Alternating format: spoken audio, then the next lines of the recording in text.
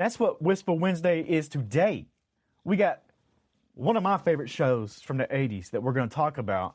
Before we do, though, we actually caught up with one of, it's hard to say, like, who was the top bill of Cheers. They all were. But he's one of the main actors, Cliff Clavin, my favorite. We caught up with him at FanX, right? What were we doing at FanX? We were there with Promise to Live, getting some really great clips of some amazing celebrities talking about their messages of hope and some of their darkest and most hopeless moments that they shared with us. It was a really amazing time to get that. And we got to catch up with John Ratzenberger. And I really, before we went on with him, we kind of set him up, and I'm like, hey, I'm a huge Cheers fan. You're Cliff Clavin to me. And he gave us kind of a Cliff Clavin type answer, did he not? Like, let's take a look at this when Coco. Now listen, Cliff Clavin. Like, I feel like I know you. You're like my buddy. You were hanging out in my living room all my life. What are we having for lunch? Right there, Cliff Clavin. He says, what are we having for lunch? And I'm like, I think roast beef feels like a Cliff Clavin kind of lunch. Do you think maybe you'd come over for some roast beef sandwiches? Very rarely am I like speechless and don't know how to react to what somebody says. But I mean, I asked for it though. Off camera, I was like, hey, let's do some Cliff Clavin type stuff. And it was instant. But I think Cliff Clavin is a part of John Ratzenberger. I mean, he has to be at this point. He sat on the end of the bar. I get the impression he's very proud of that role because I think, well, we'll find out a little bit later as we talk about it, but he created Cliff. He created Cliff. He did. And the show that we're going to talk about today, we didn't even mention, but you already figured it out. And if not, what are you doing? But Cheers. And we're going to do season 1. Just season 1 for now. Let's just, we got to tidy it up. But oh my gosh, is there anything more nostalgic from our childhood than Cheers? Just the set alone, the colors, the exposed brick walls and the wood mahogany, everything, the brass features. And it just takes you right back to when it started, 1982. It does. And I always said that when I get rich, I'm building in my basement. My whole basement's going to be a replica of the Cheers bar. I don't even drink anymore, which is funny because Sam Malone, Ted Danson didn't either. He's a recovering alcoholic. That could be me. I could be the recovering alcoholic running a Cheers bar out of my basement. If he can do it, we can do it. And I'm all right with just some nice fruity seltzer drinks, and that's fine. Because it's not about the alcohol. I don't think it ever was. I think Cheers creates an entire experience for the people that are coming down those stairs, coming into that bar, and for all the viewers at home that watched it every single week. But it wasn't an instant hit, right? No, it wasn't. But the bar isn't really the point here. It's belonging all the way from the intro song, it's everybody knows your name. I don't think it mattered that it was in that bar. It could have been any bar. And that's how it related to everybody was this is no different than me hitting the bar with my buddy and sitting there and for hours and talking about nothing really, like whatever's going on. Like that's what it was. And you're right. Season 1 was the worst rated TV show, not just episode. It was the worst rated TV show. I think it was like number 280 something out of 280 something. Like awful. Nobody watched it. They kept rolling with it, but we're not going to talk about season 2. We're going to talk about this awful season because when you watch it, it's not awful. It's not. In fact, some of the scenes from season 1 are some of the most brought back and clipped out and repurposed clips from the show. All came from season 1. Yeah, some of them from the first episode. Like Sam walking into the bar. The opening scene of Cheers is the final scene of Cheers. In season 11 or 12, however many they went. It's the same thing. It's Sam walking into the bar and walking out. Like, that's it. And you figure this out. But it's a show that just like, if they would have ended on season 1, people would have been mad. Sure, it's awful ratings, but the show itself was Cheers from the core. You know, it was already there. It was Yeah. set. Nothing really changed along the lines of. Yeah, they just kept with the same great writing, the characters, cultivating the characters more and more of an ensemble cast, which Yeah. is why everybody in that cast was needed and valued for what they offered, because you had all kinds of dynamics and relationships that you could play with for, many more seasons to come. And they did. But yeah, they didn't change anything. They just kept going, which gives you a lot of hope for people out there when they think maybe they've failed or what they have to offer the world isn't being received the way they thought it would or the way they want it to. Sometimes that's the way it goes the first time around. Look at Arrested Development. I mean, Yes. other series that came after this, which did not get the credit it deserved until after people started discovering what an amazing show it was. Which is wild. Like, Cheers. And a lot of these shows out there, they do have this almost like freshman feel. And you watch the later seasons, you're like, oh, I could tell that's season 1. Not really with Cheers. Like, you can put a random episode on from the season, and there are, sure, you can pick it out if you're a big fan because Frasier's not there, Coach is there, Woody Harrelson's not in the mix yet. So there's a lot of things you can see, but the essence of the show never changes. It's there from the first. And I think they even bring up, like you said, I believe it's episode 1 when Diane and her husband-to-be and all that break up and he leaves and he comes. They bring that back up in another couple seasons. You know, he's back with Diane. Yes, doing Sumner. Oh my God, what a piece he was, huh? Yeah. As I was going through my rewatch too, I noticed it's actually episode 2. Okay. That is the famous line that Diane says, where she says to Sam, on behalf of intelligent women everywhere, may I just say, whew. And I have seen that particular line repurposed and re-put out there. Anytime Cheers is mentioned in award shows or anything else, that seems to be the clip I see the most. And I'm like, that was episode 2 of season 1. The chemistry between Diane and Ted Danson's character, Sam Malone, from the beginning. And people have talked about this forever, you know? Like, it's... You can't teach any of that. Like, that's built between them two on set, and it is something to watch because it's emotional at times, make you laugh, make you cry, make you do all that, make you remember the lines they say. They had a almost irreplaceable chemistry, and sure, they tried to replace it later with Kirstie Alley, but it was a different chemistry. It was never going to be replaced to Diane. Never not played at all. exactly the same. But to everyone's credit, being different, still so watchable. I mean, it's not that Kirstie Alley came in and was like replacing Diane or was, supposed to be that exact same dynamic. It was like it came in and offered this completely new, its own thing. I think it did a great job of that. I know there are probably people that disagree. There are people that are like, there are many critics saying Cheers is one of those shows that never jumped the shark. And there are other people that would disagree with that. Yeah. With Diane leading the show. Yep. I personally think they did not. I personally think that everybody who contributed to this show, whether in the early seasons or late, it was absolutely great the way it was. Wouldn't change a thing. I mean, season 1, you're sitting there and you're watching a community form. That's what we're doing the entire season. Like, we're learning everybody's name. We're learning everybody's routines. You're in the same, you know how I feel about the TV shows and movies that are in one stuck location. I love it. I've always loved that because if you can entertain me from one spot and not have to leave and do anything else, you've done something. You've accomplished something, I believe, that you didn't have to distract with a set. Now, the Cheers bar, iconic. But then again, I think it's a character of its very own setting.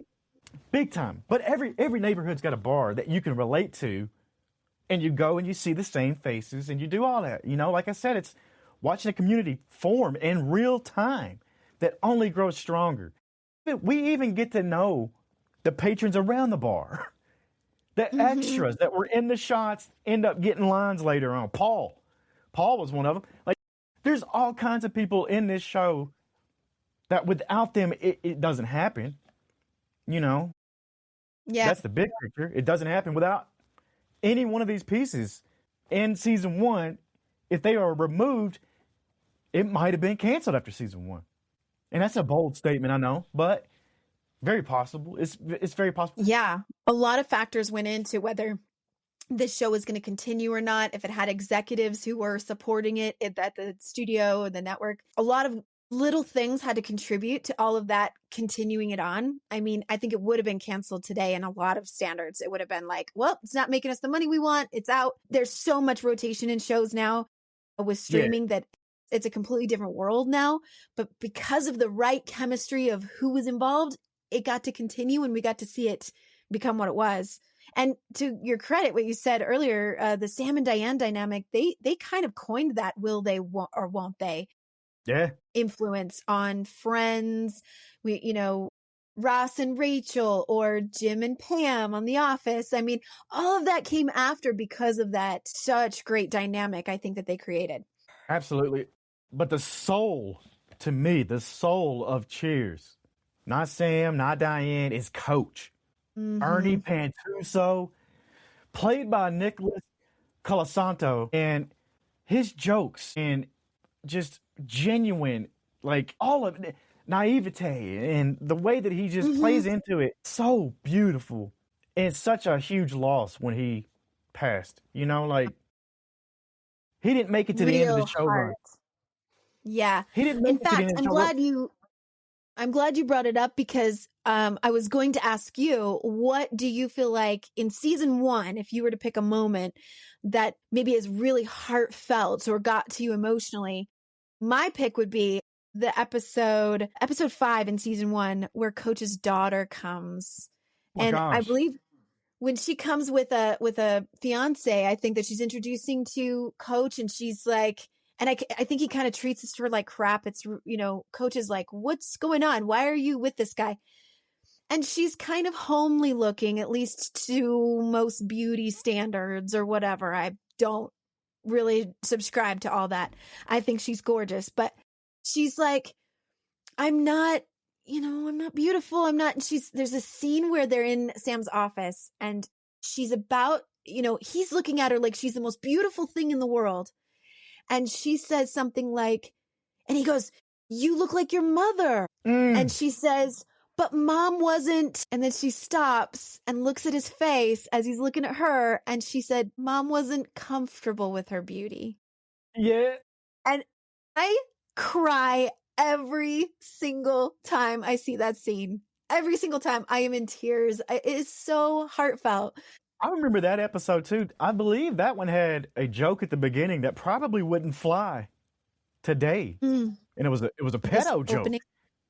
Yeah, in the opening scene, it was the pedophile joke. Remember I know what you're talking about, with the girl who walks in and he's talking about Nina, his neighbor, who he's got kind of a crush on. And he's like, I don't know, she's a little younger than me. And then, but she's going to meet me here soon. And then this like Girl Scout type walks into the front, and Diane grabs Coach and goes, you're going to jail. Yeah. Is that the same episode, or was that another episode in the season? That was a little bit earlier, actually. Yeah, that was that was one of those like cold open kind of things that they do in Cheers. They're good at doing, but it was just around that same episode. It was very close, but I know what you're talking about, and I thought the same thing. I was like, ooh, that was dirty. There's a lot in Cheers. There's a lot of stuff in Cheers that probably wouldn't fly today. It barely flew then. I mean, Sam and Diane hit each other. Like, they physically slap each other. Like, which is, to us, we're like, it's slapstick, it's funny and all that. But if you see a man slap a woman in real life, you're probably not going to. Yeah. No, that's not the good guy in the story, right? You definitely don't put him as the hero. But at least in that scene, Diane is like not having it, right? She's standing up against pedophilia in that instance. And he's like, no, that's not Nina. That's not her. So I think they can get away with it. I don't think it was as bad as all that, but yeah. Maybe it hits harder today. I don't know than it did then. I'm not sure. Could be what's going on. A lot going on. Yeah. So maybe that's what it was. Maybe it touched us a little bit differently these days than it did 20, 30 years ago. But you asked me like what scene for me is the most emotional or whatever. And honestly, it's the first proper Norm. It's when they give Norm, and he walks in and he gives a spill. Oh yeah, that's that. To me, that's the moment that the show invented the ritual. It tells the audience to stick around. You're welcome too. It's not just to Norm. It's like, hey, I feel welcome. I feel it feels friendly in here, and it's a joke that kind of it becomes a handshake. It's the tradition. It's the feeling. All of that coming together, and it was something that wasn't even supposed to be in the script. Norm did that himself, and they had to start writing. Every week they had to come up with something clever for him to come in there and say, because it hit so hard. I think that's me, and it's because we lost Norm last year. That's probably why it hits me harder now. And I love Norm and Cliff. Norm and Cliff on the end of the bar. It was one of those things. It's like it never got old, but you knew exactly every episode what they were going to do. Which is that's hard to do. You can't make people entertained by giving them the same thing every week. Cheers broke that thought. Yeah. There was a formula to it. It really was. I think you're right. And it did absolutely include the audience and feeling like this isn't just a show you're watching about a bar and a bunch of people who have that belonging and that community and that friendship and those long-standing traditions and rituals that they do, but includes you in it. Even more so, I think, than, other shows did good to kind of create their own sense of it. I think Friends was trying with their coffee shop vibes, and the orange couch is come sit, hang out, cup of coffee. We're all sitting and chilling. But I think that they expanded upon that much more into more storylines and more locations and places where you could be hanging out. I think that Cheers just did it best. They do. I just think that. It's always going to stick with me. And the show being a community and so character driven, it wasn't always funny. And that's what was awesome too, is like Sam, he's an addict. And he is acknowledging addiction without the dramatics. It's not to celebrate, but it's his recovery is like a daily practice. He's treating it like he was when he was a baseball player. Day to day, I'm going to get through it. And it's not like this big, I'm recovering alcoholic and blah, blah, blah, blah, blah. No, he's still struggling, and that hits me hard. That's relatable to me. Like, I'm sure I'm not the only one. It can't be. So this is a 40-year-old show now. Wow. First of all, wow. 40 plus. But for it to still resonate now with those hard-hitting moments and the funny moments, I don't think anything is like too far, what am I trying to say, like out of time, except for maybe that pedophile joke, but nothing's too far that's removed. But they did address hard-hitting things. Even in season 1, that was still the introduction to the teammate that is coming out as gay. He's a Red Sox teammate of Sam's, and so he's a public figure, but he, without shame, comes out and says, I'm gay. And for a show that's 40 years old, that's awesome that they even we're going to say it, we're going to address it, we're going to hit it head on and let it be a topic of conversation. And to your point about alcohol, it was actually praised by the drinking and driving. Oh, what am I trying to say?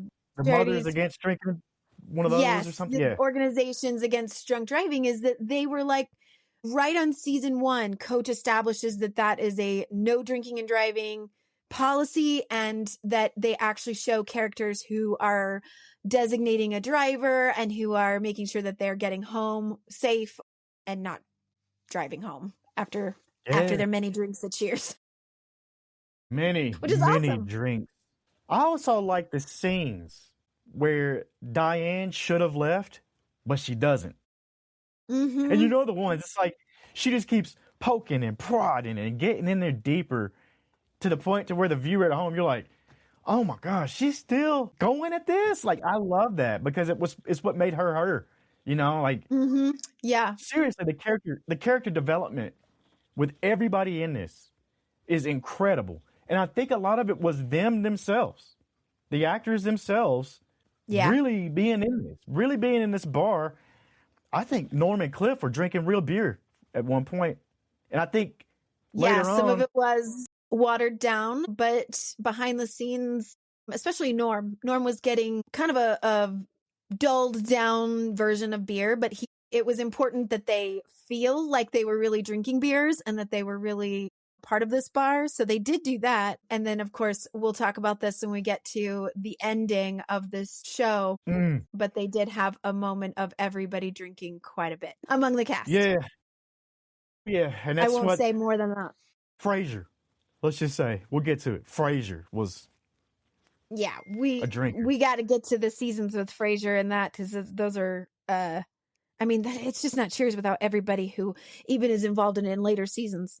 But as the beginning of a series, and to what you were saying, your point about the character development, this show is credited for complex female characters, which had not been the norm for television up until this point. So it's great to see Diane and Carla and later Rebecca being real people, real flawed, you seeing all these different sides and angles to a woman, female character, which is awesome. And then Cliff coming into it, as we teased earlier, I tried to tease earlier, John Ratzenberger brought Cliff to the show because he actually did. He auditioned for the part of Norm, and it didn't go quite what they wanted. They were like, not quite right.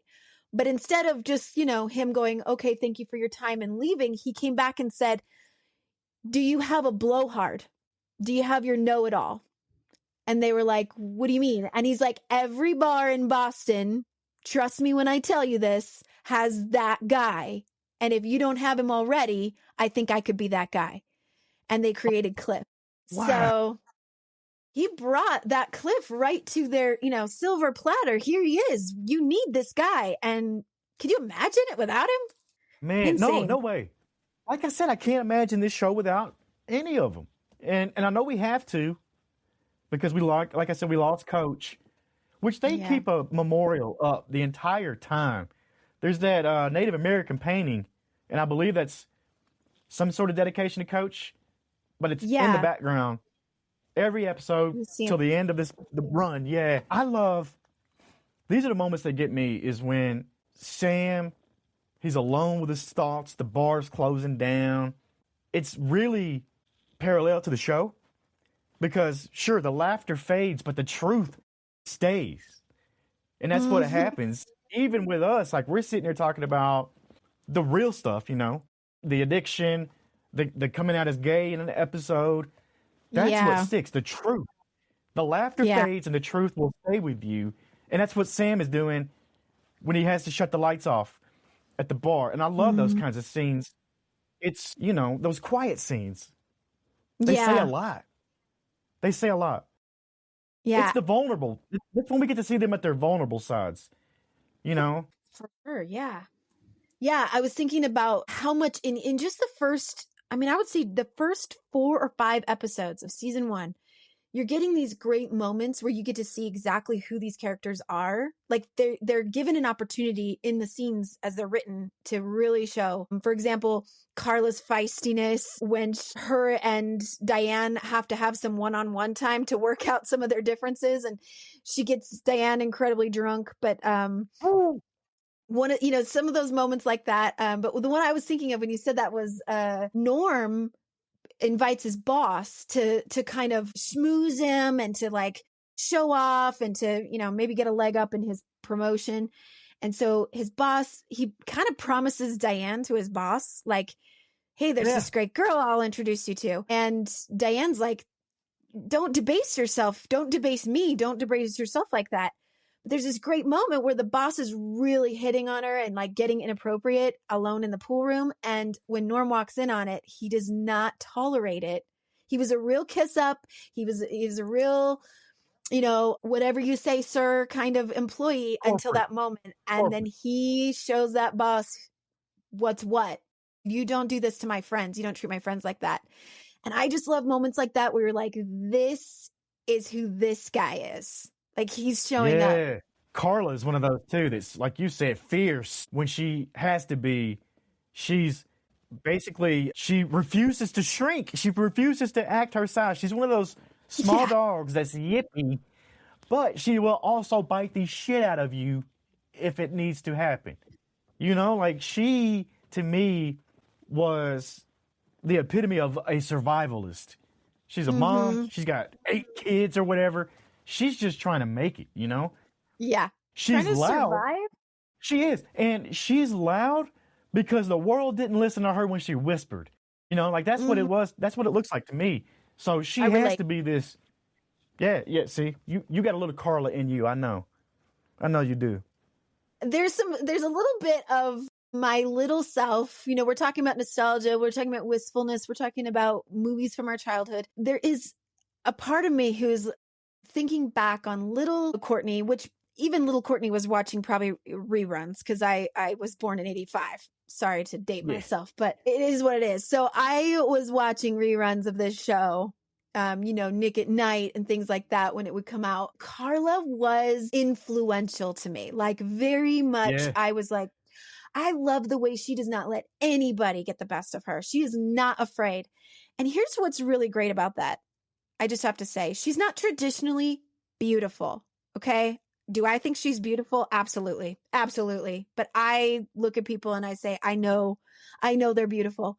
But I think as far as culture goes, they wouldn't be putting her on the front magazine of some fashion magazine or something, right? But that doesn't hinder her from feeling like I'm not traditionally beautiful or influential in that way. So I need to make myself small and quiet and pleasant and pleasing in other ways. No, instead she's like, I don't look like you want me to look. I don't give a rat's. And I'm going to be me and you are not going to tell me otherwise. And I just love that. Little Courtney loved it. Unapologetically, Carla. Yeah. That's what she really was, right? Like she didn't give a crap. You know what I thought about too is why we probably love going back and watching this show is same reason for the bar. It's like we're returning to it. We're going back to the bar. You know, we're not discovering something brand new. I know at any time I can go to Cheers. If I need that Cheers kick, I can put it on Paramount, turn it on autoplay, and just let it rip. And I'm back in the bar, you know? Yeah.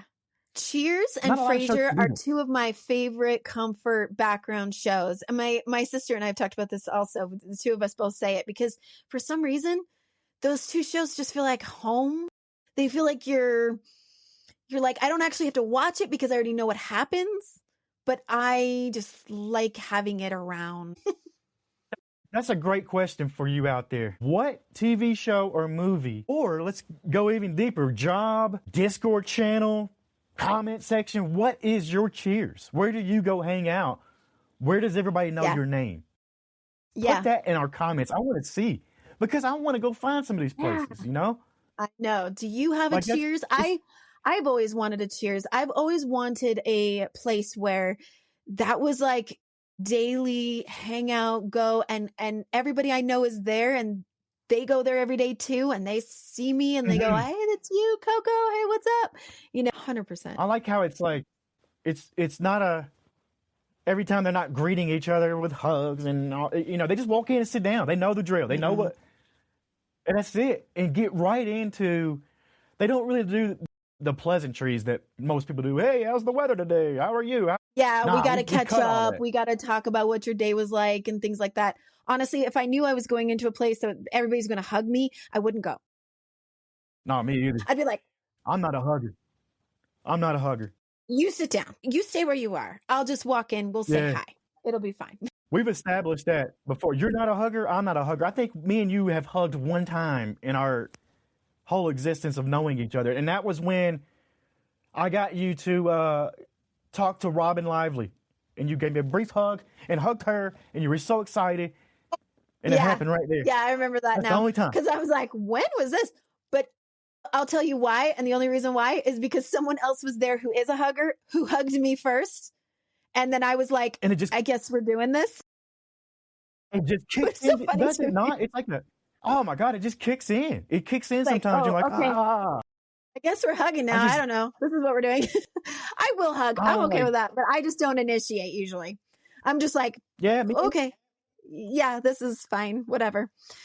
Yeah, that's so funny. So if I came into a place and it was just like, hey, it's Coco, and I could go, hey, and then we could chitty chat or whatever, that would be absolutely perfect for me. And then get into some shenanigans like they do in Cheers. That would be just heaven. As a social setting, that would be my heaven. That'd be great. Well, when I get the money and I get the Cheers bar built in the basement and I'm running it with mocktails, by the way, that's what we should do. Mocktails. Yeah. Because I think that's popular. I love mocktails. And you can call me just Mayday Blane, like Mayday Malone. I had to have a nickname Mayday. Like that's got to be in there. Mm-hmm. Yeah, I think this would be fun. I think I've already built the bar without the money, but we just need that investment. And you know what else? I want to know if we have listeners out there who are bartenders, because I have had the thought, you know, if I want to make some extra money or something, or I need a side job, or I need something to do, you know, maybe I'd be a bartender, because then I could be that one that's behind the bar and I could talk to people and I could like socialize that way. And I could be the Carla or the coach or the, you know, Sam, just kind of shooting the shit with people. But I kind of really because I've never bartended, like I've never actually done it. So I want to know, bartenders, is it really like that? Or is that just TV? Like, you know, it's actually really, really stressful and chaotic and it's not fun like that at all. I want to know.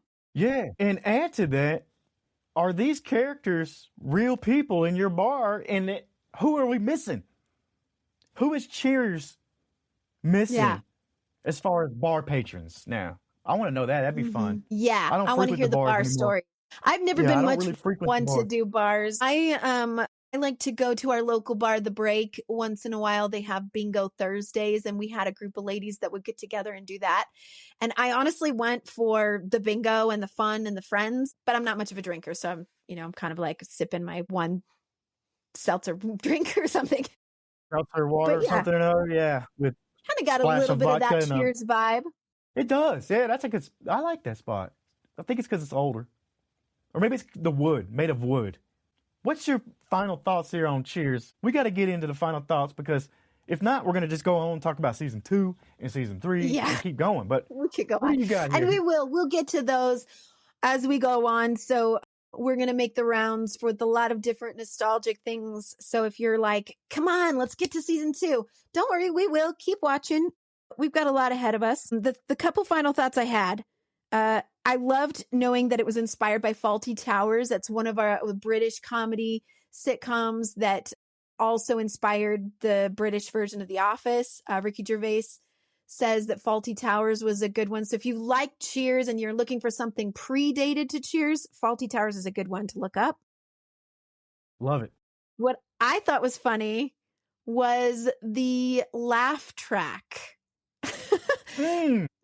Cheers the show was getting complaints from watchers, audience members saying, you got to tone down the laugh track. It's annoying, or we don't like it, or it's too loud, or whatever. And they had to put in that little disclaimer at the beginning, I think starting season 2, but they had to put it in saying, Cheers is filmed in front of a live studio audience, because there was no laugh track. That was a live studio audience laughing at the jokes. Thought that was hilarious. I've always hated laugh tracks. We don't have to be told when to laugh. Like, that's what it's there for. It's there to make you at home watching laugh, and you're being managed. You're being told what's funny. I would love to see Cheers without the laugh track. That'd be fun. It'd probably be depressing. The entire vibe is just brought down to like, now it's just kind of a bunch of losers in a bar. You know what Cheers without the laugh track is? It's Always Sunny in Philadelphia. That's it. That's the show. Might be kind of accurate. Yeah. Really? Yeah. I would like to think that the Cheers characters maybe have a little bit more morality and, I don't know, good-heartedness to them than the cast of Always Sunny, but that may be the tipping point. Now, I could get into the It's Always Sunny stuff because did an interview with Rob McElhaney a long time ago. He got into how their characters on It's Always Sunny are representatives of the id and the ego and that. And I'm like, whoa, wait a minute. He got real deep. That was on Apple Music. We did an interview with him 3 years ago or so. So it gives me a whole nother perspective of how to watch It's Always Sunny, because you find out this guy's not a dumbass. He just plays one on TV, you know? Yeah, Most of them that's are. pretty cerebral. Yeah, like that's what it is. So my final thoughts on, or did you have anything else you wanted to say on Cheers here? I think that was a tidy bow that it's wrapped up in. To me, Cheers season 1, it's not chasing jokes, it's building the trust. And maybe that's why it bombed until word of mouth and stuff spread.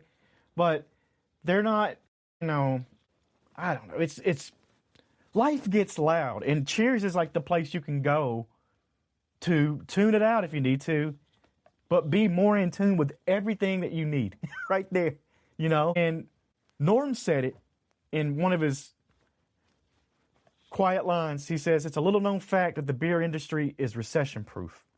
That line is so much deeper than just the joke on the top.